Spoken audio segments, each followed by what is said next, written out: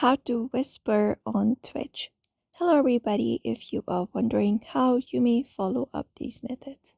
So for that you can open up the Twitch application first, and then once you open up the Twitch you can go ahead, and one of the easiest method you can apply up in order to whisper someone is from the lives given. You can join one of the live, for example this live right here, and once you've joined the live like this, you may just go to the chat section, and what you can do is from the chats you can just go ahead and select one of the users from the chat, for example this person right here.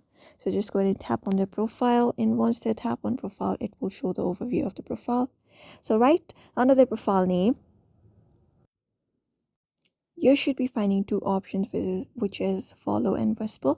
So since we are looking for whisper, you can tap on whisper and you can directly send up a private message to them. So this user has turned on block from whispers. So what you can do is you can head over to one of the users who has not blocked. So head over to whisper and we will be finding this entire message section. You just need to go ahead and type in a message to them. After that you can just go ahead and send, and then just go ahead and send up a private message using the Twitch feature on Twitch.